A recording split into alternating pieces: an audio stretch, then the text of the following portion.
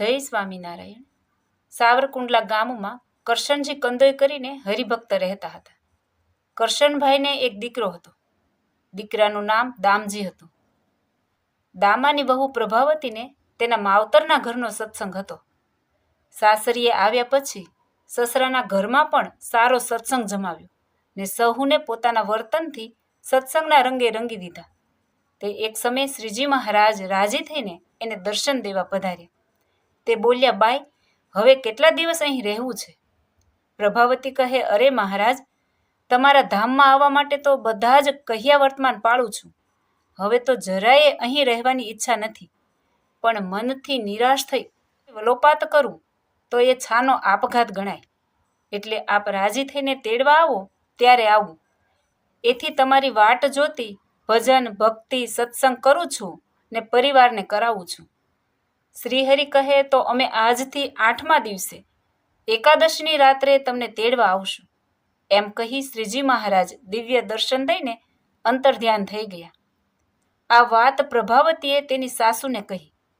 તેણે આખા ઘરમાં વાત કરી. તે પછી તો આખા ગામમાં વાત થતી સાંભળી.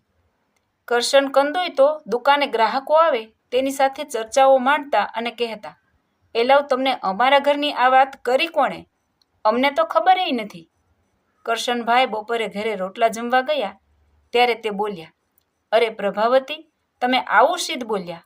કદાચ તમારા કહ્યા પ્રમાણે ન થયું તો ગામ આખામાં ફજેત થશું. પ્રભાવતી કહે, મને તો મહારાજે દર્શન આપી કહ્યું તે મેં મારા સાસુને જ વાત કરી હતી, બીજા કોઈને પણ કહ્યું નથી.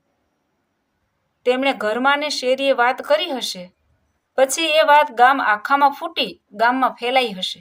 એમાં હું શું કરું? કરશન કંદોઈ કહે, તમે જે કાંઈ કહો છો તે સાચું જ હશે. જો શ્રીજી મહારાજ બોલ્યા હશે તે કાંઈ ખોટું થોડું હોય, એ તો બોલ્યું પાડશે. એમ બોલી કરશન કંદોઈ દુકાને ગયા.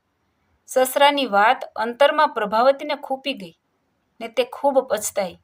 તેને થયું, આ વાત કોઈને ન કરી હોત તો સારું થાત. નાહક સસરાજીનો જીવ બળ્યો. અસ્વસ્થ મનથી એને રંજ સતાવતો રહ્યો. દિવસો વીત્યા. એકાદશની રાત્રિ આવી. શ્રીજી મહારાજ હાથી, ઘોડા, રથ, પાલખી લઈને અનંત મુક્તો સાથે પ્રભાવતીને તેડવા પધાર્યા અને બોલ્યા, પ્રભાવતી, ચાલો અમારા ધામમાં. પ્રભાવતી હાથ જોડીને કહે, અરે મહારાજ, આટલી દયા કરી તો થોડી વધુ કરો ને. મને એ અંધારી રાતના એકલા લઈ જશો તો કોઈ જાણશે નહીં. સૌ લોક તમારા દર્શન કરે તેમ દિવસ ઉગે તેડી જાઓ તો સૌને મારા વચન પર શ્રદ્ધા, વિશ્વાસ, નિષ્ઠા થાય.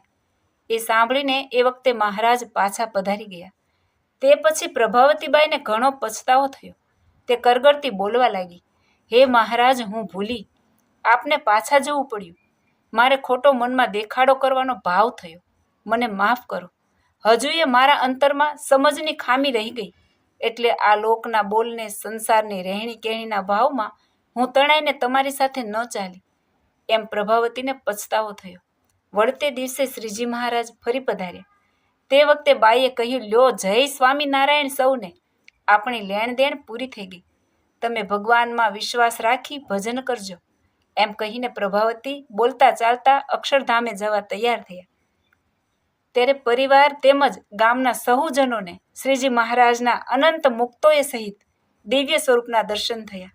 જય સ્વામિનારાયણ.